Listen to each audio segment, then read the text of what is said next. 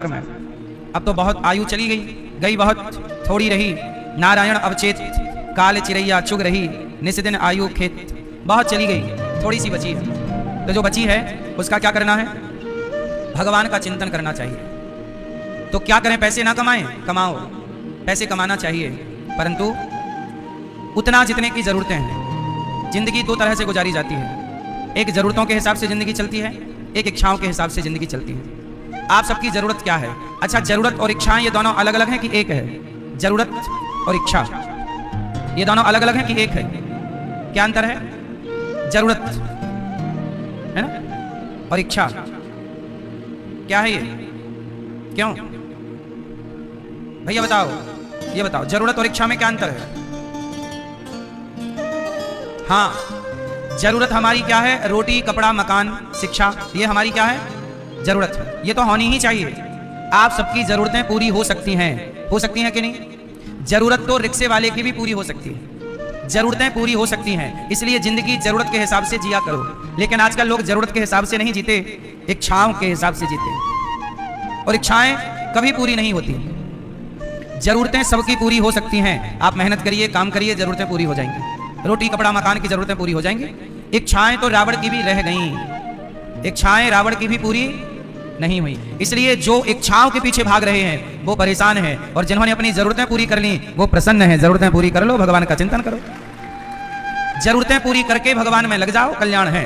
इच्छाओं के पीछे भागो, कोई अंत नहीं है, इच्छाओं का कोई अंत नहीं। रावण का सर्वनाश क्यों हो गया? जरूरत थी कि इच्छा थी? क्या थी? सीता मां को चुराना रावण की जरूरत थी कि इच्छा थी? क्या थी? जरूरत तो नहीं थी। क्या जरूरत थी? उसकी खुद की अपनी पत्नी है, मंदोदरी बहुत सुंदर है, खुद की पत्नी से जरूरतें पूरी हो जाती, लेकिन उसकी इच्छाएं थी कि नहीं? उनकी पत्नी भी मुझे ही मिलनी चाहिए।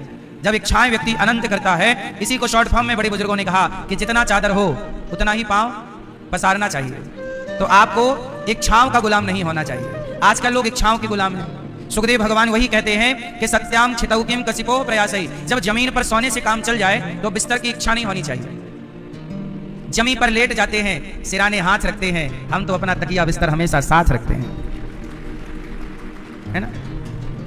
जमीन पर लेट जाते हैं, सिराने हाथ रखते हैं, और हम तो अपना तकिया बिस्तर हमेशा साथ रखते हैं। इच्छाएं जिसकी जितनी कम होंगी वह व्यक्ति उतना प्रसन्न होगा। होठों पे मुस्कान है आपके, मतलब आपकी इच्छाएं कम हैं, और आप बहुत परेशान हैं, मतलब आपकी इच्छाएं ज्यादा है। जीवन सुख के लिए मिला है, पर यहां इच्छाओं का गुलाम होकर व्यक्ति दुखी दुखी होता रहता है। अब आप ही बताइए कि रावण जैसे समृद्धवान राजा का सर्वनाश हो गया इच्छाओं के कारण। अच्छा ये बताओ, दुर्योधन का सर्वनाश किसके कारण हुआ? जरूरत के कारण कि इच्छाओं के कारण? बोलो। दुर्योधन की है रोया में बहुत जग के आगे। आप बहुत रोए होंगे, भैया हमारी मदद करो, इसके आगे उसके आगे। रोया में बहुत जग के आगे, तेरे आगे रोना बाकी है। आप बहुत रो चुके हैं सबके आगे, और रो लेना मन करे तो, लेकिन एक बार भगवान के आगे जरूर रोना कि प्रभु अब आपके सिवा हमारा कोई नहीं। भगवान से आप ये कहा करो कि प्रभु अब हमारा आपके सिवा, और आप ये बात केवल कहना नहीं, ये मानना कि भगवान, वो सच्चाई यही है। अच्छा सच बताओ, आपका भगवान के सिवा कौन है? चलो बताओ। आप कितना भी कहो कि ये लोग, ये माँ, ये बाप, ये बहन, ये भाई, ये दोस्त, याद रखना कितने भी तुम्हारी माँ, बहन, भाई, दोस्त, मित्र, यार दुनिया से जान पहचान हो, लेकिन तुम कितने भी बड़े आदमी हो, कितना भी पावर हो, लेकिन ये दुनिया तुम्हारा साथ केवल शमशान तक देगी। सच बताओ, दुनिया आपका साथ कहां तक देती है? उत्तर दो। दुनिया आपका साथ कहां तक देती है? बोलो। शमशान। सारी दुनिया आपको शमशान में छोड़ने आएगी और चिता पे रखकर आग लगा देगी, और जब जलने लगोगे सारे लोग वापस चले जाएंगे। ये दुनिया हमारा साथ केवल शमशान तक देगी, लेकिन जब मैं मरूंगा तो भगवान आएंगे। एक आदमी मरा तो भगवान आए और मरने वाले का हाथ पकड़ लिया। मरने वाले ने आंख खोली, पलट कर देखा तो भगवान थे। तो मरने वाला रोने लगा। भगवान बोले अब क्यों रोता है? अब तो मैं आ गया। तब उस व्यक्ति ने कहा प्रभु जिस दुनिया के लिए मैं जीता रहा, कमाता रहा, जिनके लिए पाप करता रहा, वो सारे लोग शमशान में छोड़ने आए। वो बेटे, वो परिवार जिनके लिए मैं पाप कर करके कमाता रहा, वो बेटा चिता पे आग लगा के चला गया। और जिसे कभी 2 मिनट प्यार से याद भी ना किया, आज वो परमात्मा मुझे आगे लेने के लिए आया है। यही सच्चाई है आपकी और यही सच्चाई है मेरी। मेरे कितने भी सगे संबंधी हो जाएं, लेकिन मुझे सब लोग छोड़ने जाएंगे शमशान। लेने आएगा तो केवल मेरा भगवान। चल अनिरुद्धाचार्य, अब आ गया मैं। जिन्हें मैं भुलाया बैठा था, जिन्हें मैं भूला बैठा था, जिनके लिए मर रहा था, लड़ रहा था, जिनके पीछे पीछे भाग रहा था, वो छोड़ने आएंगे। और जिन्हें कभी प्यार से 2 पल याद भी ना किया, वो लेने आएंगे। अब आप ही निर्णय कीजिए कि किनके लिए समय, कहां समय लगाना चाहिए। ये संसार, आपको क्या लगता है लोग, आपके मरने पे लोग रोते हैं? नहीं मेरी मां, आपके मरने में कोई नहीं रोता। सब लोग अपने स्वार्थ के लिए रोते हैं। कभी आप किसी के मरने में जाना, वहां आवाजें कैसी आती हैं, मैं आपको बताता हूं। जब कोई मर जाता है ना, तो लोग रोते हैं, अब मेरा क्या होगा बेटा, मेरा क्या होगा। सुनिएगा जरा, जब कोई मर जाता है तो लोग कैसे रोते हैं, अब मेरा क्या होगा। इसका मतलब आप मर गए इसलिए नहीं रो रहे हैं, अब इनका क्या होगा इसलिए रो रहे हैं। क्यों जी, सही है कि गलत है? आप मर गए इसलिए कोई नहीं रोता, अब मेरा क्या होगा, अब मुझे कौन रोटी देगा, अब मेरा ख्याल कौन रखेगा, अब मेरा साथ कौन देगा। इस बात से लोग रोते हैं कि अब हमारा कौन। इसका मतलब अनिरुद्धाचार्य जिंदा है या मर जाए, किसी को कोई फर्क नहीं पड़ता। दुनिया तब भी, मेरे मरने पे भी लोग यही, आप लोग भी मेरा साथ कहां तक दोगे, शमशान तक ही ना दोगे, आगे तो मेरे संग ना चलोगे। लेकिन जो मैं पुण्य करूंगा, जो मैं भगवान का चिंतन करूंगा, वो पुण्य मेरा साथी बनेगा, भगवान मेरे साथी है। इसलिए मैं क्यों टाइम बर्बाद करूं व्यर्थ की निंदा, चुगली, छल, कपट, ईर्ष्या, द्वेष, क्यों, क्या होना है इनसे। ज्यादा होशियारी नहीं चलती ना साहब, आप होशियार बने रहिए, लेकिन ये होशियारी आपको मुबारक हो। ईश्वर के घर आपकी तनिक होशियारी काम ना करेगी, वहां तो सीधा हिसाब है। इसलिए मैं नहीं चाहता कि आप मेरे संबंधी बनो, मैं चाहता हूं कि मुझे जगत से कोई संबंध ना हो। संबंध जगत से क्या बनाऊं, एक भगवान का संबंध पर्याप्त है।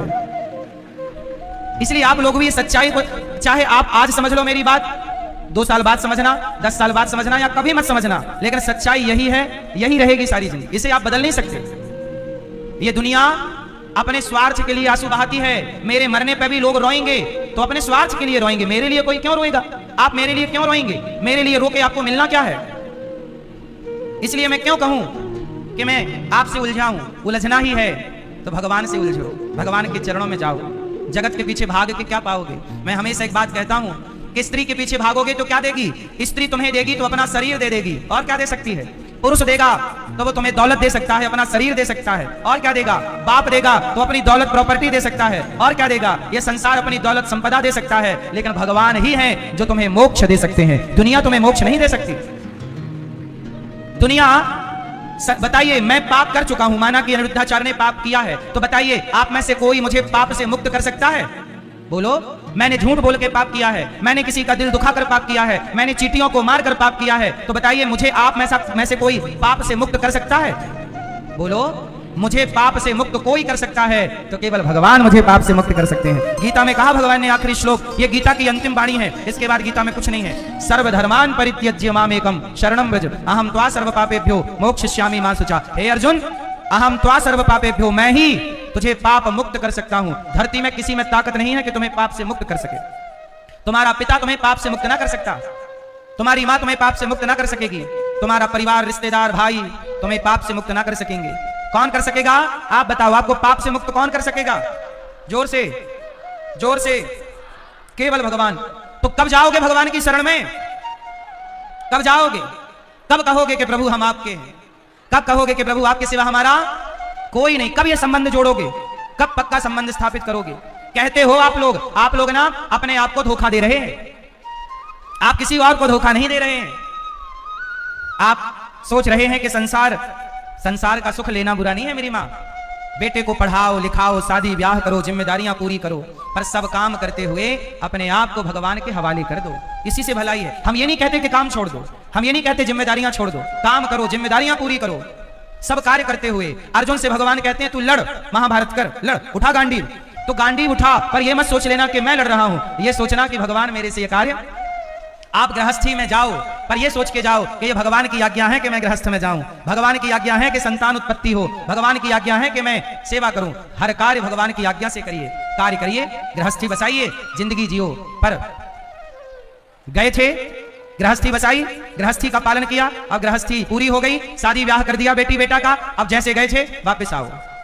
बोलो हाँ, गए थे तो वापस आओ। अब आप लोग गलती क्या करते हैं, जाते हैं पर आते नहीं।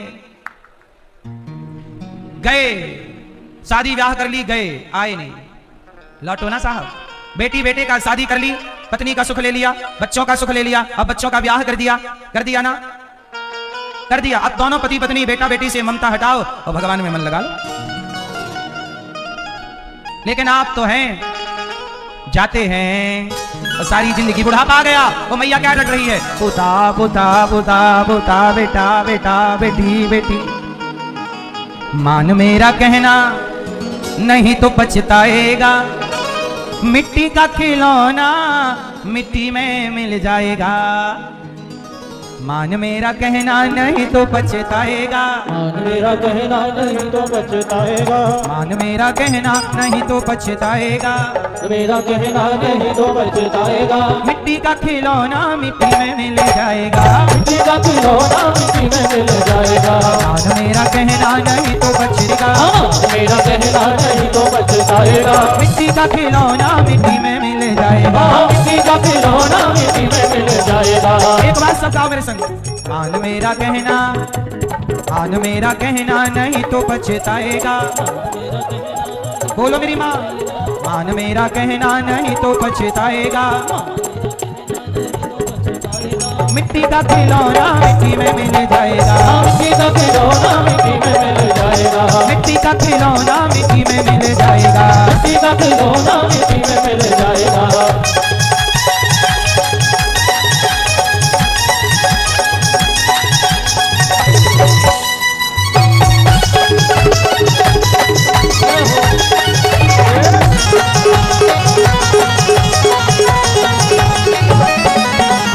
बेटा बेटा क्या करता है, बेटा बेटा क्या करता है। भैया कान खोल के सुनना।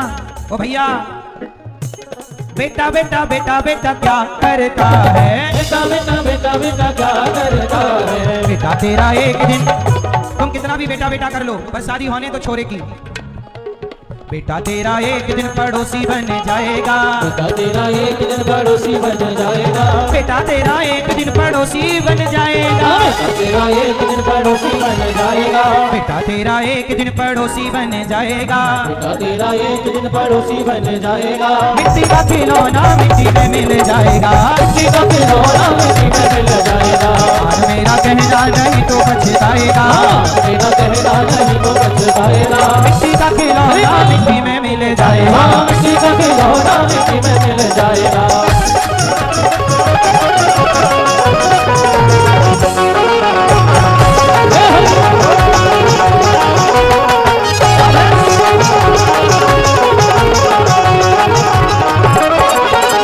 बेटी बेटी क्या करता है, बेटी बेटी क्या करता है। बेटी बेटी बेटी बेटी क्या करता है। बेटी बेटी बेटी बेटी क्या करता है। सुनो मेरी माँ, साथ ना बेटा देगा ना बेटी। और मैं आपसे एक बात कहूँ, बेटा बेटी साथ दें तो भी बेटा बेटी का साथ लेके करोगे क्या? क्या बेटा बेटी का साथ तुम्हें मोक्ष दिला सकता है? इसलिए बेटा बेटी को सेल्फ डिपेंड बना दो और आप अपना चित्त भगवान में लगाओ। बेटी बेटी क्या करता है, बेटी बेटी क्या करता है। बेटी तेरी एक दिन जमाई ले जाएगा, बेटी तेरी एक दिन जमाई ले जाएगा। बेटी तेरी एक दिन जमाई ले जाएगा, बेटी तेरी एक दिन जमाई ले जाएगा। बेटी तेरी एक दिन जमाई ले जाएगा। बेटी तेरी एक दिन जमाई ले जाएगा। मिट्टी का खिलौना मिट्टी में मिल जाएगा, मिट्टी का खिलौना मिट्टी में मिल जाएगा। मेरा कहना नहीं तो पछताएगा, मेरा कहना नहीं तो पछताएगा। मिट्टी का खिलौना मिट्टी में मिल जाएगा। मिट्टी का खिलौना मिट्टी में मिल जाएगा।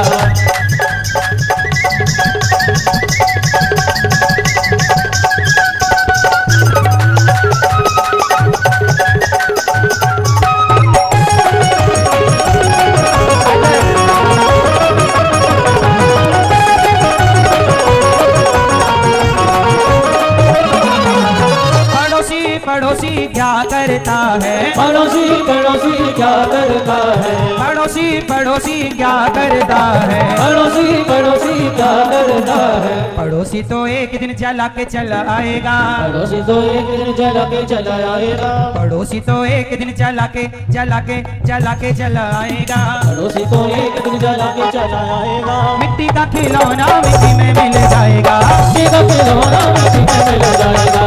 मेरा कहना नहीं तो पछताएगा, मेरा कहना नहीं तो पछताएगा। मिट्टी का खिलौना मिट्टी में मिल जाएगा। मिट्टी का खिलौना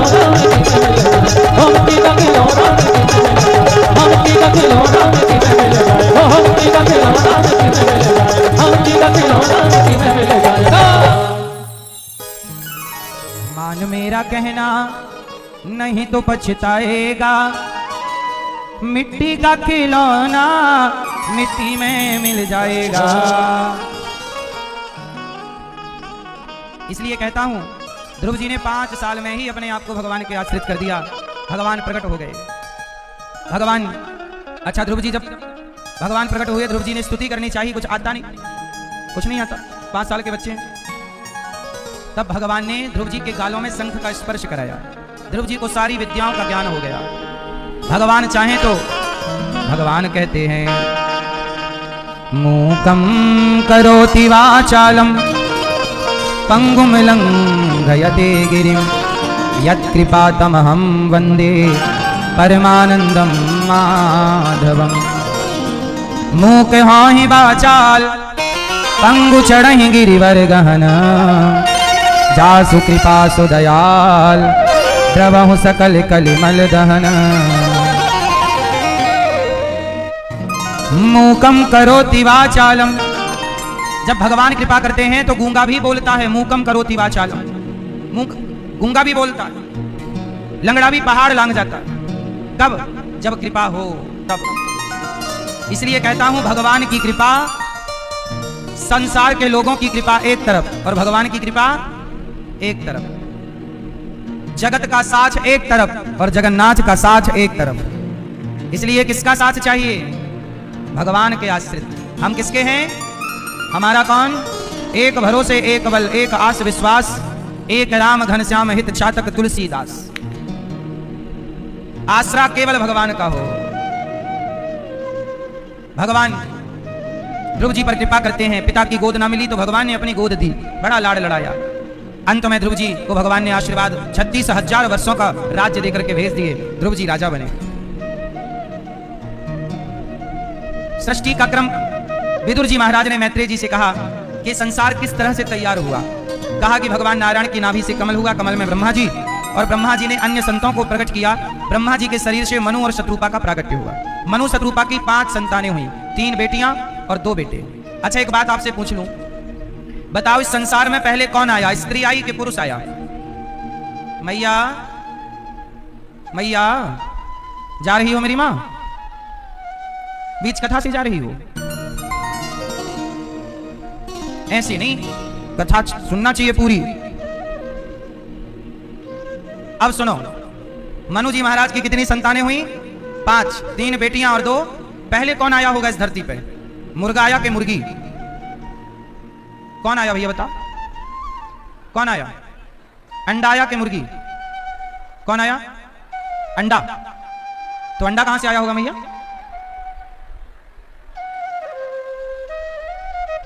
सुनो, इस संसार में सबसे पहले पुरुष आया कि स्त्री? तो सबसे पहले स्त्री आई है। स्त्री आई, उस स्त्री का नाम क्या है? आकुति, देवहूति, प्रसूति। आकुति का विवाह रुचि प्रजापति से हुआ, देवहूति का विवाह कर्दम जी से हुआ और प्रसूति का विवाह दक्ष प्रजापति से हुआ। आकुति के यहाँ यज्ञ भगवान प्रकट हुए। देवहूति की 9 बेटियां हुई कर्दम जी से और 9 बेटियों का विवाह ब्रह्मा जी के 9 मानस पुत्रों से हुआ और इनके पुत्र हुए भगवान कपिल देव जी, जिन्होंने माता को सांख्य शास्त्र का उपदेश किया, जहां से सांख्य प्रकट हुआ। कपिल भगवान ने अपनी मां को सांख्य उपदेश किया, सांख्य शास्त्र का ज्ञान दिया। सांख्य क्या है? बहुत विस्तार है, पर सूक्ष्म रूप में मैं आपको समझाऊं तो सांख्य का सार यह है कि अहम सर्वेषु भूतेषु भूतात्मा अवस्थितः सदा। ये सांख्य का सार है कि सब में ईश्वर को देखना। सांख्य शास्त्र ये सिखाता है, सांख्य का ज्ञान ये कहता है कि ईश्वर के अतिरिक्त किसी और की सत्ता नहीं है। सांख्य भगवान के सिवा किसी की सत्ता को स्वीकार, जोर से, एक भगवान के सिवा किसी की सत्ता, ना कोई स्त्री है ना कोई पुरुष, ना कोई पेड़ है ना कोई पौधा, ना कोई नदी है ना कोई तालाब, हर रूप में वह एक ही परमात्मा है। यह सांख्य है। सच बताओ, स्त्री है कि नहीं? मैया, स्त्री होती है? हाँ या ना? स्त्री है कि नहीं? बोलो मेरी माँ, बोलती नहीं हो। मैया, ओम पीली मैया, मोबाइल चलाने वाली मैया, खड़े होके मोबाइल चला रही है मैया। बैठ जाओ मेरी माँ, जा रही हो तो जल्दी जाओ, शांति से बैठ लो। ना तुम जा ही रही, वही मटक रही है मेरी माँ बार बार।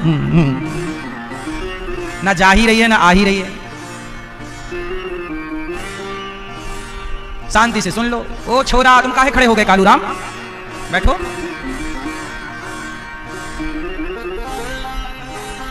शांति से सुन लो। सुनो, एक भगवान के सिवा किसी और की सत्ता, चलो बताओ स्त्री है कि नहीं? जोर से। है। पुरुष है कि नहीं? है। पुरुष भी है, स्त्री भी है। पेड़ पौधा है कि नहीं? है। सुनो, एक दिन हमने आपको समझाया था, लेकिन क्या बताएं, फिर समझाना पड़ेगा भाई, तुम आगे पाठ बढ़ने ही नहीं देते, फिर ले आके घुमा के वहीं खड़ा कर देते हो। कह रहे हो स्त्री है, कह रहे हो पुरुष है। अरे भाई, हमने एक दिन समझाया था ना कि बताओ घड़ा है कि मिट्टी है? घड़ा है कि माटी है? घड़ा है। घड़ा में घड़ा नहीं है, माटी ही माटी है। घड़ा है। घड़े में घड़ा कहाँ है? तो घड़ा आप रख लो, माटी हमें वापस कर दो, तो घड़ा रह ही नहीं जाएगा। जैसे घड़ा में घड़ा नहीं है, माटी ही तो है, माटी को लोग कहते हैं घड़ा। माटी के आकार को क्या कहते हैं? जैसे घड़े में घड़ा नहीं है, घड़े में क्या है? मिट्टी ही मिट्टी है। जैसे घड़ा में मिट्टी ही मिट्टी है, घड़ा की कोई सत्ता नहीं है, ऐसे स्त्री पुरुष, स्त्री में स्त्री नहीं है, पुरुष में पुरुष नहीं है, वह एक परमात्मा की ही सत्ता है। यदि स्त्री से वो परमात्मा हटा लिया जाए, पंच तत्व हटा लिए जाए, स्त्री का निर्माण 5 चीजों से बना, पृथ्वी जल वायु अग्नि आकाश, पुरुष भी बना, पेड़ पौधा भी बना, तुम सबसे ये 5 तत्व हटा लिए जाए, मतलब 5 तत्व ईश्वर की सत्ता है। यदि ईश्वर की सत्ता हटा ली जाए तो स्त्री में स्त्री कहां रहेगी? बोलो हाँ। मैया, आप कितनी चीजों से बनी हो? 5, पृथ्वी जल वायु अग्नि आकाश, और ये 5 पृथ्वी के रूप में भगवान है, जल के रूप में सत्ता भगवान की है, वायु के रूप में सत्ता भगवान की, तो भगवान की ही पंच सत्ता को पंच तत्व कहते हैं। बोलो हाँ। तो आप उन 5 चीजों से तो बनी हो। बोलो हाँ। तो बताओ, स्त्री है कि भगवान है? तो स्त्री है कि भगवान है? पुरुष है कि भगवान है? मिट्टी है कि घड़ा है? आभूषण है कि सोना है? सोना है, आभूषण नहीं है। आभूषण की कोई सत्ता नहीं है। हाँ, व्यवहार में कहते हैं कि आभूषण है, ये व्यवहार में कहा जाएगा कि अंगूठी है, पर यथार्थ में कहा जाएगा कि ये सोना है। बोलो हाँ। बताओ ये क्या है? जोर से बोलो। मेरी माँ, मैया, क्या है ये? जोर से। रुमाल। और ध्यान से देखो क्या है? क्या? कपड़ा। और ध्यान से देखो क्या है? धागा, सूत। और ध्यान से देखो क्या है? देखो, पहले आपको रुमाल दिखा, फिर कपड़ा दिखा, फिर धागा दिखा, फिर रुई दिख गई, रुई रुई रुई रुई। फिर और देखोगे ना तो पेड़ दिखेगा। रुई कहां होती है? पेड़ पर। और ध्यान से देखोगे तो पेड़ कहां से होता है? बीज से। बीज ही तो बोया था किसान ने, तो बीज से पौधा हुआ, पौधे पे फल के रूप में कपास लगा, रुई लगी, और रुई को किसान ने बाजार में बेचा, एक व्यापारी ने खरीदा, रुई से धागा बनाया, धागा से कपड़ा बनाया, कपड़ा हम सबने पहन लिए। तो मूल में क्या है? जोर से सब बोलेंगे। मूल में क्या है? कपड़ा कोई भी हो, पर कपड़े का मूल में एक बीज है। उसी प्रकार सृष्टि में कोई भी योनि हो, पर मूल में एक बीज है। पुरुषायादि बीजाय परेशायाभि धीमहि, वह एक बीज के रूप में परमात्मा की सत्ता है। यही सांख्य है। एक किसकी सत्ता है? जोर से। क्या भगवान की सत्ता के सिवा किसी और की सत्ता है? क्या अनिरुद्धाचार्य की कोई सत्ता है? क्या स्त्री की कोई सत्ता है?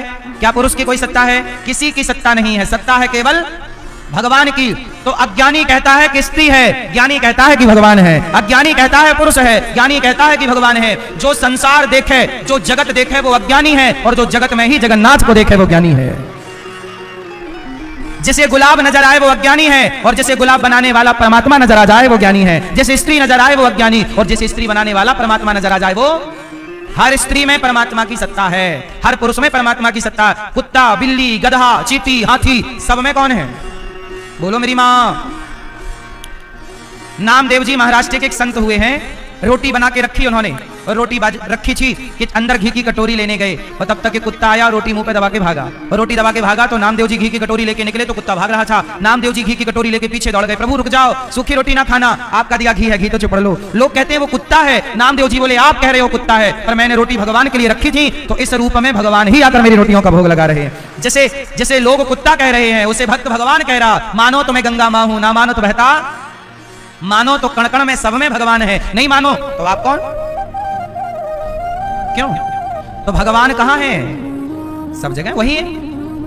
अब अज्ञानी कहता है कि नहीं है, नहीं है तो भाई मानते रहो कि नहीं। हम तो कहते हैं कि है। हम क्यों कहें कि तुम पुरुष हो? हम कहें कि पुरुष के रूप में भगवान है। हमें एक परमात्मा के सिवा किसी को देखना ही नहीं। क्यों देखें हम स्त्री, क्यों देखें हम पुरुष? एक साधु जी एक सुंदर स्त्री को देख रहे थे और मुस्कुरा रहे थे, तो बगल में एक खड़ा लड़का बोला, वाह बाबा जी, स्त्री देख रहे हो? तो संत बोले, सुन, जो अजर हुए अदब तेरे देखते हैं, वो शेर कत्ल पहले अपना देखते हैं। ना मतलब है तुझसे ना सूरत से तेरी, हम तो सिर्फ कन्हैया तेरी कलम देखते हैं। हम तो ये देख रहे हैं कि जिस परमात्मा ने सुंदर स्त्री बनाई होगी वो परमात्मा कितना सुंदर होगा। कोई स्त्री देखता है तो कोई स्त्री को बनाने वाले को देखता है। ये दोनों की अपनी अपनी सोच है। इसलिए कहता हूं दृष्टि बदलोगे तो सृष्टि बदल जाएगी। एक कुम्हार था, चिलम बना रहा था। चिलम जानती हो मैया? मैया ओ पंचायती मैया, थोड़ा मौका मिल जाए, कुटर कुटर कुटर कुटर चालू। मैया काहे खड़ी हो मेरी माँ? कमर में दर्द हो गया ना मेरी माँ को बैठे बैठे। एक्सरसाइज कर लो, थोड़ा सूर्य नमस्कार कर लो, करके जल्दी बैठ जाओ। सुनो तो क्या कह रहे थे हम आपको? क्या? चिलम। हाँ चिलम, आप लोग चिलम जानते हैं? ए मोबाइल वाले भैया, चिलम जानते हो? चढ़ाते हो क्या? चढ़ाते हो? नहीं? सही बताओ, चिलम पीते हो? खा माँ कसम नहीं पीते। मैया आप जानती हो चिलम? जानती हो? चढ़ाती तो नहीं हो? यहां बाहर ना बिक रही थी चिलम। हाँ एक दिन मैं चला गया, बोले भाई कुमार भाई से मिलूं, कहाँ है? मैंने कहा जितना टाइम ये चिलम बनाने में लगाया इतना टाइम घड़ा बनाने में लगा था। एक कुम्हार चिलम बना रहा था। तो एक कुम्हार चिलम बना रहा था। एक संत जी बोले चिलम ना बना, घड़ा बना, गर्मी आ रही है। कुम्हार ने चिलम की माटी से घड़ा बना दिया, सुखाया पकाया, बाजार में बेचा। और जब उस घड़े को किसी व्यक्ति ने खरीदा, पानी भरा और प्यास बुझाई, तो पीने वाला बोला वाह कितना शीतल जल है, आनंद आ गया। तब घड़े की माटी से आवाज आ गई, कुम्हार तेरे विचार बदले थे, मेरी जिंदगी बदल गई। क्यों? तूने मुझे चिलम बनाया होता तो मैं भी जलता, जो इसको पीता वो भी जलता। चिलम भी तो जलती है, वो चिलम पीने वाले की छाती भी जलती है, लेकिन तूने मुझे घड़ा बनाया, मैं भी ठंडा हूँ, जो इसका जल पी रहा है वो भी शीतलता को प्राप्त हो रहा है। कुम्हार तेरे विचार बदले, मेरी तो जिंदगी बदल गई। सच बताऊं मेरी माँ, आपकी एक विचारधारा, आपकी एक सोच आपकी जिंदगी बदल सकती है। इसलिए कहता हूं सोच अच्छी हो तो सब अच्छा है, सोच ही घटिया है तो सब घटिया है। आपसे ही संसार है, आपके विचारों से संसार का निर्माण है। ये संसार कैसा है? आप अच्छे हैं तो अच्छा है, आप बुरे हैं तो? संसार अच्छा या बुरा नहीं होता, हमारे देखने का नजरिया अच्छा या बुरा होता है। हाँ या ना? इसलिए अपनी दृष्टि बदलोगे तो सृष्टि आप बदल जाएगी मेरी माँ। कपिल भगवान के दिव्य ज्ञान से मां सिद्धा नाम की नदी बनकर बह गई। कपिल देव जी महाराज गंगा सागर चले गए। बाकी तीर्थ बार बार गंगा सागर, आज भी गंगा सागर में कपिल देव जी विराजे हैं। बोलिए कपिल देव भगवान की। अब मनु जी महाराज की तीसरी बेटी हुई प्रसूति, आकुति, देवहूति, प्रसूति। प्रसूति का विवाह हुआ दक्ष से। दक्ष आप लोग जानते हैं दक्ष जी को? प्रसूति का विवाह दक्ष से हुआ। दक्ष की सबसे छोटी बेटी का नाम हुआ सती, और सती का विवाह हुआ भगवान शंकर से। सती जी का विवाह किससे हुआ? शंकर जी। एक दिन शंकर जी बोले चलो कथा सुनने चलते हैं, पति पत्नी दोनों को कथा सुनना चाहिए। बोलो हाँ, लेकिन आप लोग दोनों मूवी देखने चले जाती हो, मुन्नी बदनाम हुई, शीला की जवानी। अब तुम अपने पति को मुन्नी बदनाम हुई दिखाओगी तो वो मुन्नी को देखेगा फिर। इसलिए अपने पति से पिक्चर ना दिखवाया करो। मूवी देख देख के बिगड़ गए लोग। हाँ या ना? मूवी देख देख के पता तुम्हारे पति ने क्या सीख ली है? सामने वाली खिड़की में एक चांद का टुकड़ा रहता है। ये सिखाया तुम्हारे पति को मूवियों ने और बिगाड़ दिया तुम्हारे पति को। अब वो खिड़की खोले बैठा रहता है। पत्नी बोली क्या कर रहे हो? बोले कपड़े सुखा रहा हूं। सुखाओगा? कुछ नहीं रहा, देख रहा है। तो आपके पति यदि को देखते रहा करो, सामने वाली खिड़की की तरफ ज्यादा ना जाए। अच्छा, बॉलीवुड ने आपके पतियों को बिगाड़ डाला कि नहीं? बात सही है कि गलत है ना? गुटखा खाना सिखा दिया पतियों को, खूब गुटखा खा रहे हैं। आज स्वामी की मैया भी मिल गई गुटखा वाली, दांत बिल्कुल लाल बम। मैंने कहा वाह मैया, तुमने गुटखे की फैक्ट्री चला रखी है। मैयाएं भी चालू कर दी गुटखा खाना मेरी माँ। तो शंकर जी अपनी पत्नी को लेके कहां गए? कथा। एक बार त्रेता युग माही शंभु गए कुंभ ऋषि पाही, संग सती जग जननी भवानी, पूजे ऋषि अखिलेश्वर जानी। अगस्त जी के पास गए शंकर जी, तो अगस्त जी ने प्रणाम किया। भोले बाबा आप आए, हमें तो कृतार्थ कर दिया। भोले बाबा के पांव धोकर अगस्त जी ने पानी पिया, चरण पिए, चरण धोके और बिठाया आसन पर। शंकर जी से कहा कैसे आगमन हुआ? शंकर जी बोले एक कथा सुना दो, हमें कथा सुनना है। क्या सुनाऊं? कथा सुना। देखो शंकर जी भी कथा सुनने गए। अगस्त जी ने सुनाई कथा कि राम जी का प्राकट्य हुआ दशरथ जी के यहाँ, और राम जी प्रकट हुए, बाल लीला की। एक दिन क्या हुआ, उनकी पत्नी को रावण ले गया। पूरी कथा सुनाई विस्तार से अगस्त ऋषि ने। शंकर जी ने सुनी बड़ी श्रद्धा से, और माता सती ने सुनी अश्रद्धा से। और जब कथा में श्रद्धा नहीं होती तो भगवान पे संदेह हो जाता। अब जब कथा पूरी हो गई तो शंकर जी अगस्त जी को प्रणाम किए, कथा पूरी हो गई, कुछ दान दक्षिणा दिए, महाराज लो प्रणाम किया, चले। अब शंकर जी चले आकाश मार्ग से, सती मैया संग। अच्छा, उस समय शंकर जी कहां से चले? पंचवटी से गुजरे। पंचवटी में एक हादसा हो गया। क्या? रावण नाम के एक व्यक्ति आए और उन्होंने सीता मैया का अपहरण कर लिया। सीता कौन है? राम जी की धर्म पत्नी। राम जी गए थे मारीच के पीछे, मारीच मृग बन के आया, और सीता मैया को भी ना आजकल सोना चाहिए, सोने का मृग ले आओ। आप लोग अपने पति से सोना की डिमांड तो नहीं करती हो? ज्यादा सोना होना ना मांगा करो मेरी मां। सीता मैया सोने मांगी तो रावण ले गया। सीता मैया बोली सोने का मृग चाहिए। राम जी समझाए कि सोने होने का कोई मृग नहीं होता, पर माता सती वो समझ में नहीं। अच्छा, माता सती सोने के मृग के चक्कर में क्यों पड़ गई? क्यों? आप बताओ जरा। पहले ये बताओ, वो जो सोने का मृग था वो कौन था? कौन था भैया? कौन था? मारीच। मतलब वो सोने का मृग नकली था। बोलो हाँ, नकली था। अच्छा, सीता मैया जो सोने के मृग में मोहित हो गई, ये सीता मैया असली सीता है कि छाया सीता है? कौन? हाँ, ये सीता भी छाया सीता है। असली सीता कहां है? असली सीता मैया अग्नि में वास कर रही हैं। और ये जो सीता मैया है ये कौन है? यह वेदवती। इन सीता का नाम क्या है?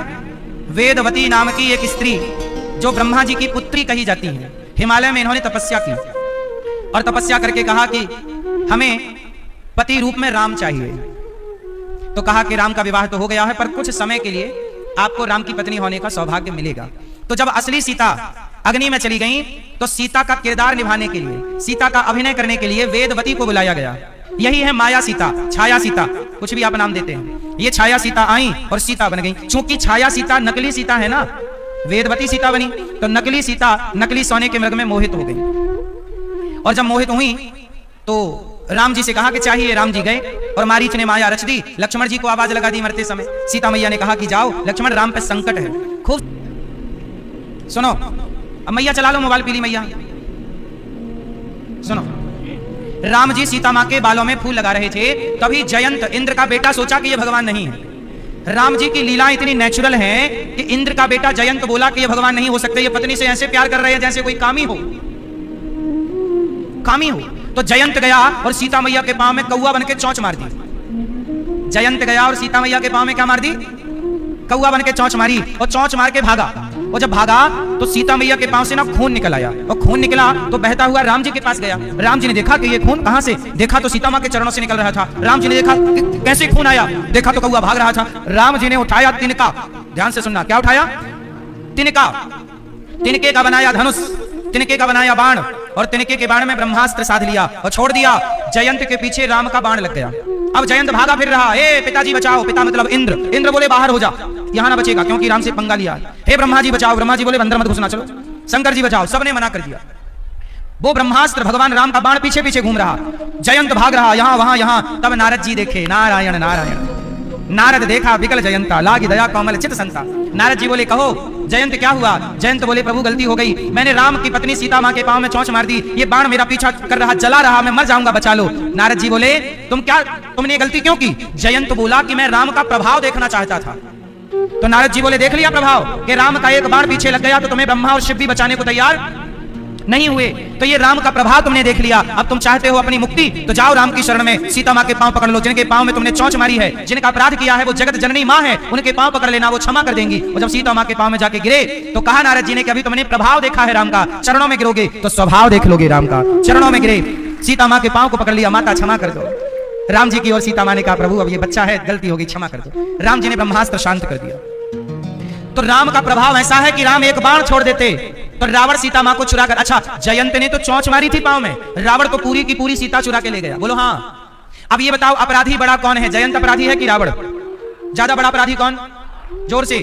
रावण अपराधी। लेकिन जयंत का अपराध तो कम था तो बाण लगा दिया, और रावण का अपराध बड़ा है तो राम जी को बाण क्यों नहीं लगा दे रहे हैं? राम जी ने बाण क्यों नहीं लगाया? अब सवाल ये खड़ा कि जयंत के पीछे तो बाण लगा दिया, राम चाहते तो रावण के पीछे बाण लगा देते तो रावण मर जाता और तुरंत लाके सीता मां को चरणों में जमा कर देता कि प्रभु अपराध हो गया, ये वापस लो।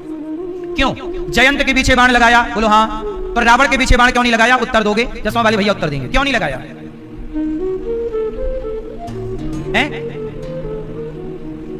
हाँ भैया बताओ, राम जी ने एक बाण लगा देते ना रावण के पीछे, क्यों नहीं लगाया?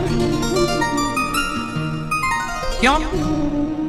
सुनो, राक्षसों का उद्धार तो एक ही बाण से हो जाता, एक ही बाण से सबका हो जाता। राम चाहते तो एक ही बाण से सबका, रावण का भी हो जाता और पूरी लंका का हो जाता। हाँ तो सुनो, राम जी ने इसलिए बाण नहीं लगाया रावण के पीछे, क्योंकि राम यदि रावण को एक ही बाण से मार देते तो फिर आगे की लीला में जटायु जी को कौन जानता, हनुमान जी को कौन जानता। हनुमान जी लंका गए, सीता मां का पता लगाए, फिर हनुमान जी को कौन जानता। एक ही बाण से रावण मर जाता तो कोई हनुमान जी को ना जानता, कोई सुग्रीव को ना जानता। एक ही बाण से राम रावण को मार देते तो विभीषण को कोई नहीं जानता। विभीषण को भी तो लॉन्च करना था। भगवान अपने भक्तों को भी समाज के सामने लाकर स्थापित करते हैं। एक लीला से अनेक लीलाओं को प्रकट करना है, शबरी के बेर खाना है। एक लीला से बहुत लीलाएं छिपी हुई हैं। सेतु बनाना है, सेतु कौन बनाता। फिर गिलहरी को कौन जानता, गिलहरी को भी लोग जाने, क्योंकि सीता मां के चोरी से हनुमान जी की लीला छिपी है, गिलहरी की लीला छिपी है, सेतु की लीला छिपी है, बंदर भालुओं की लीला छिपी है, विभीषण की शरणागति छिपी है। बोलो हाँ। इसलिए एक ही बाण से नहीं मारा। राम जी बोले जाने दो। अच्छा एक बात बताओ, सीता मां को बेवजह कष्ट उठाना पड़ा, रावण ले गया, कितना कष्ट उठाना पड़ा। बताओ सीता मां की कुछ गलती थी या नहीं। जोर से, पीछे वाली मैया, मैया सुन रही हो मेरी मां। सीता मां की भी कुछ गलतियां थी, आपको पता है क्या गलती थी। सीता मां से गलती हो गई क्या, सीता मां से गलती क्या हो गई, भक्त अपराध बन गया। कौन सा अपराध हो गया, भक्त अपराध। बोलो भक्त अपराध। ये भक्त अपराध क्या होता है, जब आप किसी भक्त का दिल दुखाते हैं, जब किसी साधु का भक्त का आप तिरस्कार करते हैं तो वो भक्त अपराध हो जाता है। सीता मैया से यही अपराध हो गया। क्या, जब मारीच को राम जी ने मारा तो लक्ष्मण जी को सीता मां ने कहा कि जाओ, राम पर संकट है। तो लक्ष्मण जी नहीं जा रहे थे कि राम पर तो कोई संकट हो ही नहीं सकता, वो तो भगवान है। जब लक्ष्मण जी नहीं गए तो सीता मैया ने लक्ष्मण जी को बहुत बुरा बुरा कहा। वाल्मीकि रामायण में तो बहुत कुछ लिखा है। सीता मैया ने लक्ष्मण जी को बहुत बुरा कहा कि तुम तो राम का हित चाहते ही नहीं हो, तुम्हारी तो नियत खराब है। लक्ष्मण जी को आरोप लगाया और बेचारे लक्ष्मण जी रोने लगे। सीता मां ने इतना बुरा कहा लक्ष्मण जी को कि लक्ष्मण जी रोने लग गए। लक्ष्मण कौन है, भक्त हैं, जिन्होंने अपनी पत्नी छोड़ी, अपना परिवार छोड़ा, अपना सुख छोड़ा केवल राम के लिए। और वो राम की सेवा में आज सीता मैया ने उन्हें ना जाने क्या क्या कह दिया। लक्ष्मण जी जैसा भक्त कौन होगा। बेचारे 14 साल सोए नहीं कि राम सोएंगे मैं नहीं सोऊंगा, 14 साल कुछ खाए नहीं।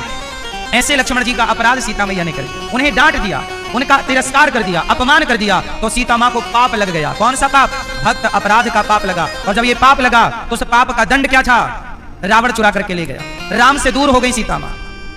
जो भक्त का अपराध करता है, मानो राम ये मैसेज दे रहे हैं कि मेरी पत्नी ही क्यों ना हो, यदि वो भी भक्त का अपराध करती है तो मैं उन्हें भी क्षमा नहीं करता, उन्हें भी अपने से दूर कर देता हूं। इसलिए रावण के यहां सीता मैया चली गई।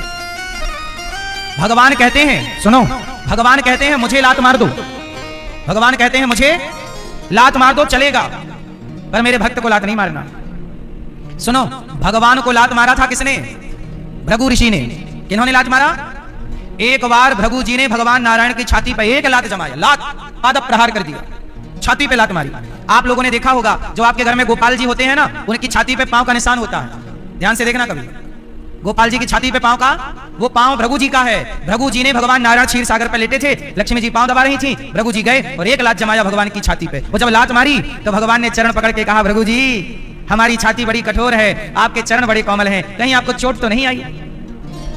भृगु जी के पांव को पकड़ के भगवान, सोचिए भगवान इतने दयावान हैं कि जो लात मार रहे हैं उनसे भी कह रहे हैं कि आपको चोट तो नहीं आ गई, हमारी छाती बड़ी कठोर है। भगवान कह रहे हैं कि मुझे लात मार दो, सह लूंगा। पर सोचो जरा, रावण ने विभीषण को लात मार दिया। विभीषण कौन है, भक्त हैं, बोलो हाँ।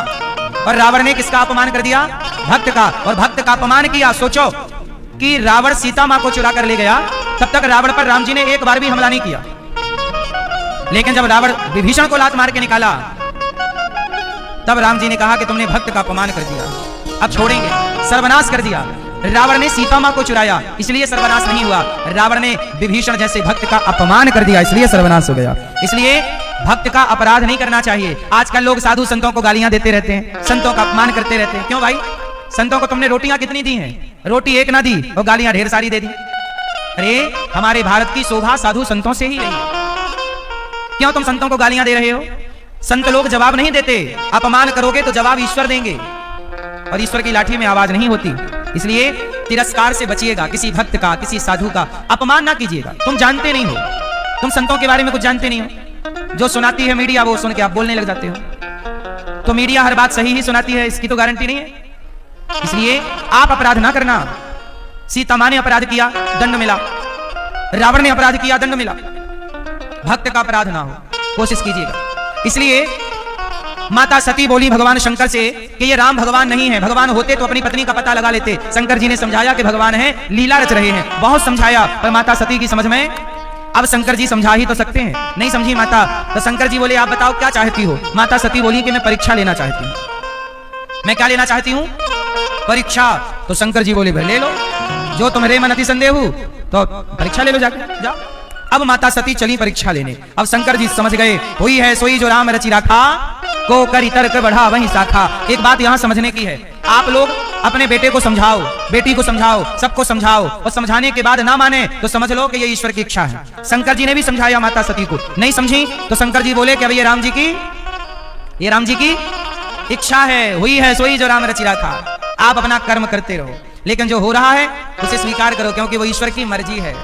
आप जो कर सकते हैं वो करिए, समझाओ, नहीं समझे तो ईश्वर की। सती जी गई माता सती राम के पास, क्या बन करके गई? माता सती ने रूप बना लिया, किसका? जोर से, माता सीता का रूप बना लिया, और सीता बन के गई राम जी के आगे जाके खड़ी हो गई। राम जी ढूंढते ढूंढते आ रहे थे, सीता सीता कहां हो? तभी सीता मैया खड़ी हो गई, मैं यहां हूं। राम जी देखते ही पहचान गए, माता जी प्रणाम। भोलेनाथ कहां है? अकेली घूम रही हो माता। अब तो माता सती के पसीने छूट गए। सती माता बोली प्रभु मैं तो सीता बनकर खड़ी हूं, आपने कैसे पहचाना? राम जी बोले हमारी सीता तो रावण ले गया है। सती बोली हे भगवान आपको सब पता है? राम जी बोले हाँ सब पता है। तो सती माता बोली ये नाटक काहे को कर रहे हो? भगवान बोले हम बैकुंठ में बैठे बैठे थक जाते हैं, थोड़ा यहाँ ये नाटक कर रहे हैं, थोड़ा अच्छा लग रहा है। वहां भी भगवान बैठे बैठे थक जाते हैं, कब यहाँ थोड़ा आनंद ले रहे, सीता सीता थोड़ा रो रहे हैं, वहां बैठे रहते हैं, वहां काय का बैकुंठ में काय का रोना धोना है ना। तो भगवान राम ये लीला कर रहे हैं। अब माता सती बोली कि आप तो भगवान हैं, आपको पता है कि रावण ले गया पत्नी आपकी? हाँ। तो बोले आप ये पूछ क्यों रहे हैं पेड़ पौधा पशु पक्षियों से? राम जी बोले लीला कर रहे हैं। माता सती समझ गई कि ये भगवान है। अब माता सती तो चक्कर में फंस गई। अब माता सती वापस गई, शंकर जी से कहा चलो कैलाश चलते हैं। शंकर जी ने कहा बताओ तो सही परीक्षा में क्या क्या हुआ, कैसे लिया परीक्षा? सती माता बोली ना प्रभु कछु ना परीक्षा ली ने गोसाई, झूठ कह दिया। देखिए जरा माता सती ने क्या कह दिया कि हमने कोई परीक्षा। शंकर जी ने ध्यान लगाया, सब पिक्चर सामने थी। शंकर जी ने माता सती का परित्याग कर दिया। क्यों परित्याग किया? भगवान शिव ने माता सती का परित्याग क्यों किया? उत्तर दीजिए, क्यों? भगवान शिव ने माता सती का परित्याग इसलिए कर दिया क्योंकि सती माता ने सीता का रूप बना लिया है, और सीता शिव जी की मां है। मतलब शंकर जी राम को क्या मानते हैं? माता रामो मत पिता रामचंद्र, स्वामी रामो मत सखा रामचंद्र। सीता हमारी माता है और राम हमारे पिता हैं। तो अब तो माता सती सीता बन गई, मतलब माता का रूप बना लिया। तो शंकर जी सोचे कि जब मेरी पत्नी मेरी माता के रूप में आ गई तो अब इन्हें पत्नी के रूप में कैसे स्वीकार करूंगा? यदि करता हूं तो मर्यादा बिगड़ जाएगी। इसलिए भगवान शिव ने माता सती को पत्नी के रूप में स्वीकार। अब शिव ने माता सती का परित्याग कर दिया। बोलो हाँ। इसलिए आप लोग जब आपके बेटा बेटी बड़े हो जाएं, बेटा बेटियों का ब्याह हो जाए, तब आप लोग भी अपने चित्त को भगवान के चरणों में लगा दिया करो। बोलो हाँ। अब मन भोगों से हटा के भगवान में लगाओ। आजकल का जमाना बड़ा कैसा बन गया, क्यों बूढ़े लोग शादी कर रहे हैं, 60 साल के बुढ़े एक्सपायरी डेट वाले शादियां कर रहे हैं। ये भी वही उम्र है शादी करने की। क्यों, सही है कि गलत है? आपके पड़ोसी ने की क्या? नहीं, 60 साल के बुढ़ऊ शादी कर रहे हैं।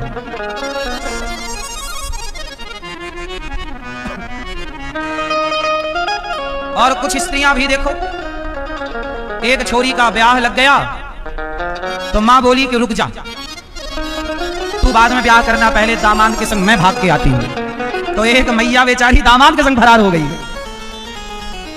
बोलो हाँ, ये चल रहा कलयुग में। अच्छा मैया ये बताओ, ये आपने सुनी थी कि न्यूज की नहीं? सास भाग गई, दामाद भागी सास दामाद के संग। बोलो हाँ। अच्छा एक बात बताओ, ये काय के लिए भागी है? काय के लिए भाग गई? सोना के लिए, चांदी के लिए कि चमड़ा के लिए? शारीरिक देखो, एक भूख होती है पेट की, दाल चावल खा लो भूख मिट जाती है। भूख दो तरह की होती है, एक भूख होती है पेट की और एक भूख होती है चमड़ी की। बोलो हाँ। पेट की भूख तो दाल रोटी से मिट जाती है, पर चमड़ी की भूख जब लगती है तो लोग ऐसे ही ले लेके भागते हैं। इसलिए ये चमड़ी की भूख ना लगे। भगवान की शरण में रहोगे तो वासनाएं कंट्रोल में रहेंगी, वरना ये वासनाएं तुम्हें भगाती रहेंगी और तुम इनके गुलाम बनके, इन्हीं वासनाओं के चक्कर में तो रावण भी भाग रहा था। रावण जैसा ज्ञानी भाग गया इन्हीं वासनाओं के चक्कर में। ये वासनाएं किसकी खोपड़ी किसकी बुद्धि हर लें भगवान जाने। इसलिए वासना बड़ी प्रबल है। भगवान की शरण में रहो, नाम जप करो, कीर्तन करो, संतों की शरणागति में रहो, काम करते हुए भगवान का आश्रय लो तो कंट्रोल रहेगा। वरना ये वासनाएं तुम्हें नचाएंगी और कोई ये नहीं कह सकता कि मुझे नहीं सताती। सबको ये वासनाएं सता रही हैं। कोई कंट्रोल कर पाता है तो कोई नहीं कर पाता। तो दामान के संग भाग गई, उसको नहीं हुआ कंट्रोल। हाँ या ना? जिसको कंट्रोल है वो साधु संत बन के अपना भगवान में लग गए। वो जिन्हें कंट्रोल नहीं है वो 50-60 साल में भी ब्याह कर रहे हैं 30 साल की छोरी से। तो कंट्रोल नहीं है तो कर रहे हैं। ये पूरा खेल कंट्रोलिंग का ही तो है। कंट्रोलिंग पावर जिसकी जितनी अच्छी है उसका जीवन उतना अच्छा। और कंट्रोलिंग पावर बिगड़ी तो रावण जैसा ज्ञानी कौन होगा भैया? रावण जैसा धनवान कौन होगा? रावण जैसा पावरफुल कौन होगा? लेकिन आज तक उसके पुतले जलाए जाते हैं क्योंकि कंट्रोलिंग नहीं थी स्वयं में। इसलिए स्वयं को कंट्रोल करिए मेरी माँ, ब्रेक लगाइए। देखना इंद्रियों के न घोड़े बढ़े, इनमें संयम के हरदम ये कोड़े पड़े। अपने रथ को सुमार्ग लगाते चलो, मन से गोविंद गोपाल। हाँ, तो भगवान शिव बाद में माता सती, ध्यान से सुनना, बाद में क्या हुआ कि भगवान शंकर ने माता सती का परित्याग कर दिया। एक बार दक्ष प्रजापति ने यज्ञ किया, उस यज्ञ में शिवजी को नहीं बुलाया, बिना बुलाए माता सती गईं और पति का जब अपमान देखा तो माता सती योग अग्नि में जलकर भस्म हो गई। एक बार दक्ष ने भरी सभा में शंकर जी का अपमान कर दिया था। अच्छा एक बात बताओ, जब कोई आपका अपमान करता है, जब कोई आपका तिरस्कार करता है तो आपको क्या करना चाहिए? आपको भी उसका तिरस्कार करना चाहिए? बोलो मैया, क्या बोलती तू? तिरस्कार करें? भगवान शंकर को भरी सभा में दक्ष ने गालियां दी। एक बार दक्ष को सम्मान मिला तो स्वागत समारोह में सबको बुलाया। शंकर जी बैठे, ब्रह्मा जी बैठे, शिव भगवान विष्णु बैठे और दक्ष जी जब आए तो सबने खड़े होकर दक्ष का स्वागत किया। दक्ष का क्या किया? स्वागत किया। तो दक्ष के स्वागत में सब खड़े हो गए, ब्रह्मा विष्णु शिव। लेकिन भगवान सब दक्ष के स्वागत में सब खड़े हुए पर ब्रह्मा विष्णु शिव खड़े नहीं हुए। तो दक्ष ने शिवजी की ओर देखा, कहा कि ये खड़ा क्यों नहीं हुआ? भरी सभा में जलील अपमान करना स्टार्ट कर दिया। इसे क्यों बुला लिया? इसको तो कुछ ज्ञान नहीं है। भरी सभा में शिव अपमानित होते रहे, दक्ष अपमान करता रहा और शंकर जी ने पलटकर कोई भी जवाब, कोई उत्तर नहीं दिया। क्या करना चाहिए था? शिव जी को उत्तर देना चाहिए। जब कुत्ता भौंकता है तो क्या आप भी उसे देख के भाव भाव करने लग जाते हैं? कुत्ता जब आपको देखकर भौंकता है तो आप नहीं भौंकते। कुत्ते का स्वभाव भौंकना है। इसलिए कहता हूं कि सामने वाला जो व्यवहार आपके साथ कर रहा है जरूरी नहीं है कि हम भी वही व्यवहार उसके साथ करें। आपका जो व्यवहार है वो आपके संस्कार हैं, हमारा जो व्यवहार है वो हमारे संस्कार हैं। आपका व्यवहार आपके संस्कारों का परिचय दे रहा है, हमारे संस्कार, हमारा व्यवहार हमारे संस्कारों।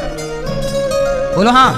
इसलिए भगवान शिव ने कोई उत्तर नहीं दिया, चले गए। वही दक्ष ने बाद में कनखल में यज्ञ किया शिव का अपमान करने के लिए। उस यज्ञ में भगवान शिव को नहीं बुलाया, माता सती बिना बुलाई गई और शिव का अपमान देखकर माता सती योग अग्नि में जलकर भस्म हो गई। और जब माता सती जली तो शिव दौड़े और जलता हुआ शरीर माता सती का हृदय से लगाकर चले और माता सती के शरीर को हृदय से लगाए, छोड़ नहीं रहे शिव। तब भगवान विष्णु ने, भगवान श्रीमन नारायण ने देखा कि शिव तो सती के मोह में है तो उनके शरीर को सुदर्शन से काट काट कर 52 टुकड़े किए। जहां जहां माता सती के अंग गिरते चले गए वह एक एक शक्तिपीठ बनती चली गई और 52 शक्तिपीठ तैयार हो गई। 52 शक्तिपीठ तैयार हो गई। उन 52 शक्तिपीठों में वह माता सती के शरीर ही, अंग ही जहां जहां गिरे वह तैयार होती चली गई शक्तिपीठ। बाद में दक्ष का सिर काट दिया गया, बकरे का सिर जोड़ा गया और दक्ष का यज्ञ परिपूर्ण कराया गया। बोलिए शंकर भगवान की। ये मनु जी की 3 बेटियों की कथा हमने आपको विस्तार से कही। अब मनु जी के 2 बेटे हैं, प्रियव्रत और उत्तानपाद। उत्तानपाद की पत्नी सुनीति सुरुचि, जिनके यहाँ ध्रुव हुए, तो ध्रुव जी की कथा भी हमने आपको सुनाई। ध्रुव जी अंत में मृत्यु के सिर पर पांव रख के भगवान के परम धाम को चले गए। मनु जी महाराज के दूसरे बेटा है प्रियव्रत। प्रियव्रत जो हैं इनका विवाह विश्वकर्मा की पुत्री गर्हिष्मती से हुआ, जिनके पुत्र आग्नेत्र हुए, फिर नाभि, फिर ऋषभदेव जी। यहीं से जैन परंपरा स्टार्ट हुई और भगवान ऋषभदेव जी के वंश में आगे चल के इन्हीं के सबसे बड़े पुत्र हुए भगवान ऋषभदेव जी के भरत, जिन्होंने संसार से नाता तोड़ा और भगवान से नाता जोड़ा। भरत जी ने मरते समय मन कहां लगाया? एक मृग में। मैया मरते समय मन कहां लगाओगी? जोर से। मरते समय मन कहां लगाओगी मेरी मां? कहां? भरत जी ने मन को मृग में लगाया, मृग की योनि में आ गए। तो आप भी मन कहां लगाएंगे? जैसे आपने मन बेटे में लगाया, जैसे आप लोग अपना, जैसे आपके घर में कुत्ता है, आजकल कुत्ता है कि नहीं? जैसे आपका मन कुत्ते में लगा, मेरा कुत्ता, मेरा कुत्ता, मेरा टॉमी टॉमी टॉमी टॉमी करते मरोगी तो अगले जन्म में उसी कुत्ते की योनि में आना पड़ेगा। बोलो हाँ। कि नाम मैया मरते समय मन कहाँ लगाओगी? कहाँ? मरते समय मन कहाँ? भरत जी ने मृग में लगाया, मृग की योनि मिल गई। आप लोग सावधान, जब तक आदमी जिंदा होता है क्या बोलता है? ये मेरा, ये मेरा, ये मेरा, पर बाद में उसे समझ में आता है इनमें से कोई भी मेरा वो मन फूला फूला। ये भजन जो है ना सुनने का है, कहो तो सुनाऊं। मैया अब जिनको जाना है जल्दी चले जाना भजन के बीच में, और जिनको बैठना है वो बैठना, थोड़ी सी कथा और है सुन लेना, और जाना है तो आप जाओ। वो मन फूला फूला, मन फूला फूला फिरे जगत में कैसा नाता रे। मन फूला फूला फिरे जगत में कैसा नाता रे। मन फूला फूला फिरे जगत में कैसा नाता रे। मन फूला फूला फिरे जगत में कैसा नाता रे। कैसा नाता रे जगत में कैसा नाता रे। हाँ कैसा नाता रे जगत में कैसा नाता रे। कैसा नाता रे जगत में कैसा नाता रे। कैसा नाता रे जगत में कैसा नाता रे। मन फूला फूला फिरे जगत में कैसा नाता रे। मन फूला फूला फिरे जगत में कैसा नाता रे। आप कहते हो कि मेरा इनसे नाता है, पर याद रखना ये भजन सुन लो मैया, ये बैठ के सुनने वाला भजन है, इसमें नाचो मत, केवल सुनो। सुन लो, समझ में आएगा तो कल्याण हो जाएगा। मैया बैठो मेरी माँ। मात कहे यह पुत्र हमारा, बहन कहे भाई मेरा। मात कहे यह पुत्र हमारा, बहन कहे भाई मेरा। देखो जब तक हम जिंदा होते हैं तो लोग कहते हैं ये मेरा है, माँ कहती है ये मेरा बेटा है। मात कहे यह पुत्र हमारा, बहन कहे भाई मेरा। मात कहे यह पुत्र हमारा, बहन कहे भाई मेरा। भाई कहे यह भुजा हमारी, भाई कहे यह भुजा हमारी। नारी कहे नर मेरा। मन फूला फूला मेरे जगत में कैसा नाता रे। मन फूला फूला मेरे जगत में कैसा नाता रे। माँ कहती है ये मेरा बेटा है, पत्नी कहती है मेरा पति है, मैं एक हूँ और मेरे से रिश्ता रखने वाले हजारों हैं, पर रिश्ता भी कब तक है? जब तक जिंदा हूँ। मर जाने के बाद लोग रोएंगे। कितने दिन रोएंगे आपके मरने पर? 13 दिन तक, 13 दिन तक पत्नी रोवे, 6 महीना सगो भाई। 13 दिन तक पत्नी रोवे, 6 महीना सगो भाई। पत्नी कितने दिन रोएगी? 13। और पति कितने दिन रोएगा? पत्नी की चिता की आग ठंडी नहीं हो पाती और दूसरे ब्याह की चर्चाएं चालू हो जाती हैं। भैया आपको क्या लगता है? आपको लगता है हमारे पति अच्छे हैं, अच्छे हैं, पर आप मर जाओगी तो वो दूसरे ब्याह की तैयारी में लग जाएगा। और ये मत सोचना कि अब तो बूढ़ा हो गया है, नहीं, बूढ़े बूढ़े भी कुछ पुरुष कर ही रहे, कुछ कर लेते हैं कुछ नहीं करते। 13 दिन तक पत्नी रोवे, 6 महीना सगो भाई। 13 दिन तक पत्नी रोवे, 6 महीना सगो भाई। जन्म जन्म तक माता रोवे, जन्म जन्म तक माता रोवे। कर गए कर गए कर गए आस पराई। मन फूला फूला मैं कैसा नाता रे। मन फूला फूला मेरे जगत में कैसा नाता रे। तो कोई आपके लिए कुछ दिन रोएगा, कोई आपके लिए कुछ दिन रोएगा, और रो धो के लोग चले जाएंगे, भूल जाएंगे कि आप थे कि नहीं थे। कितने लोग चले गए। इसलिए इस घमंड में ना रहना। कुछ लोग सोचते हैं हमारे बाद क्या होगा, बढ़िया होगा, आप तो आराम से मरो। क्यों? तुम्हारे बाप दादे सब यही सोच रहे थे क्या होगा, सब मर गए, काम ठीक चल रहा है कि नहीं, फिर ऐसे अपन लोग मर जाएंगे, काम ठीक चलेगा। ये माघ मेला तब भी भर रहा था जब हम में से कोई नहीं था, ये तब भी भरेगा जब हम में से कोई नहीं रहेगा। ये तो बीच की यात्रा है, तो आओ आनंद लो। दुनिया रोएगी कैसे? माथ पकड़ कर पत्नी रोवे, बाह पकड़ सगो भाई। हाथ पकड़ कर पत्नी रोवे, बाह पकड़ सगो भाई। माथ पकड़ कर पत्नी रोवे, बाह पकड़ सगो भाई। हाथ पकड़ कर पत्नी रोवे, बाह पकड़ सगो भाई। पेट पकड़ के माता रोवे, पेट पकड़ के माता रोवे। हंस अकेला जाई। मन फूला फूला मेरे जगत में कैसा नाता रे। मन फूला फूला मेरे जगत में कैसा नाता रे। और ये दुनिया रोएगी, रो धो के शांत। अच्छा एक बात बताएं, ये लोग कैसे रोते हैं? लोग चाय पी पी के रोते हैं। सास मरी पड़ी है, वो पड़ोसन ले आई अदरक वाली चाय। ए बहन ठंडी हो रही है, सास मरी है, बहू चाय, वो चाय पी ली, चाय बम फिर चालू। बोलो ये बात सही है कि गलत है? सास मरी रहती है, पड़ोसन चाय लाती है कि नहीं? पड़ोसी बढ़िया है, चाय जरूर लाएंगे। ऐसे ही आप मरोगे तो आपके मरने पे लोग चाय पिएंगे, ऐसे ही चल रहा है। दुनिया आएगी क्या कहेगी? 4 गजी 4 गजी मंगाया चढ़ा काठ की घोड़ी। 4 गजी 4 गजी मंगाया चढ़ा काठ की घोड़ी। दुनिया आएगी आपके लिए नसैनी बनाएगी। जिस नसैनी में चढ़ के ऊपर झांकते थे, ऊपर चढ़ते थे, आज उसी नसैनी में बांध के ले जाए जाओगे। बोलो हाँ। 4 गजी 4 गजी मंगाया चढ़ा काठ की, काठ मतलब लकड़ी की घोड़ी। शादी करने गए थे तो घोड़ी पे चढ़कर गए थे, मरोगे शमशान जाओगे तो लकड़ी की घोड़ी में जाओगे। 4 गजी 4 गजी मंगाया चढ़ा काठ की घोड़ी। 4 गजी 4 गजी मंगाया चढ़ा काठ की घोड़ी।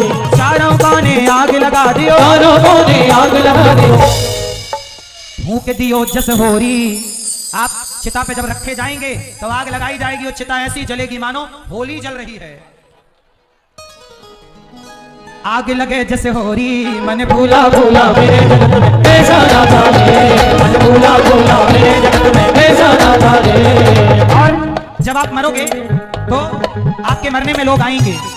5-50 बराती आ गए ले चल होई। 5-50 बराती आ गए ले चल होई। आप ज्यादा बड़े पैसे वाले होंगे तो ज्यादा लोग आएंगे, थोड़ा गरीब होंगे कम लोग आएंगे।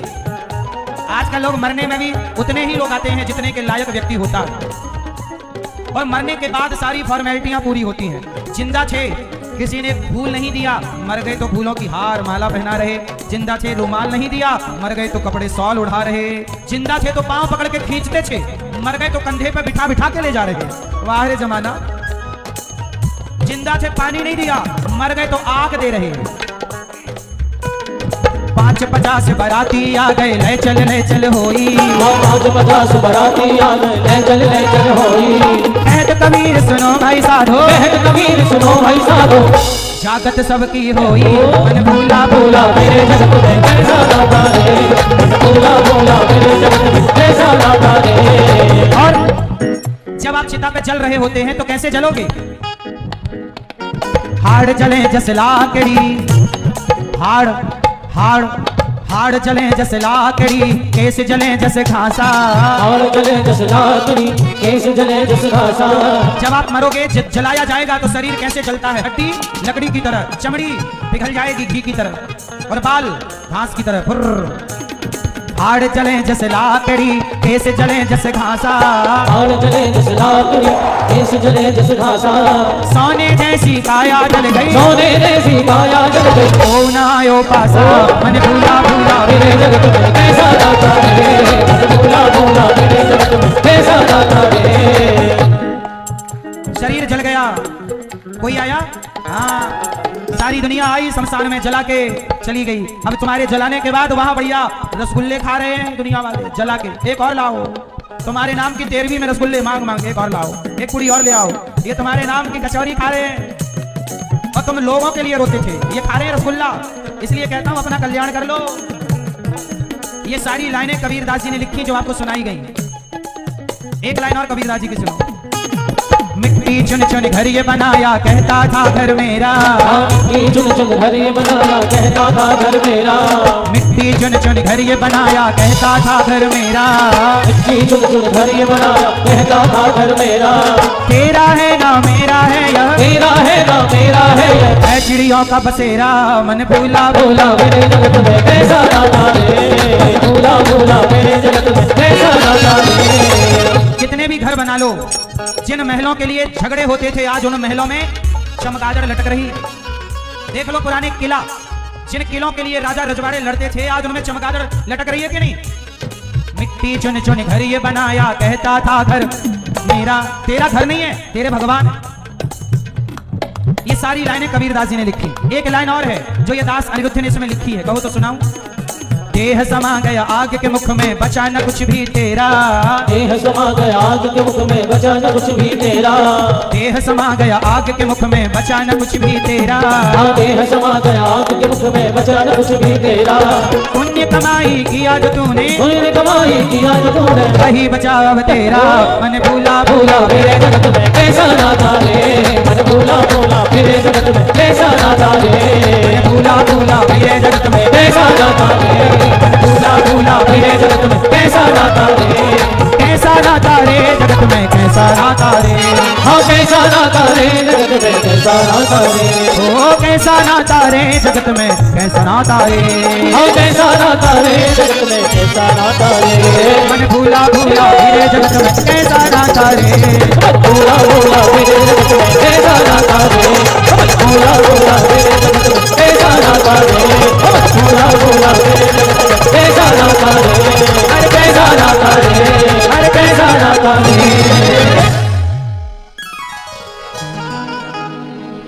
देह समा गया हाड़ जले जस लाकड़ी, केस जले जस घासा, हाड़ जले जस लाकड़ी, केस जले जस घासा, सोने जैसी काया जल गई, सोने ऐसी काया जल गई, को न आयो पासा, मन फूला फूला फिरे जगत में कैसा नाता रे। इसलिए कहता हूं संसार में रहो परंतु संबंध भगवान से जोड़ के रखो।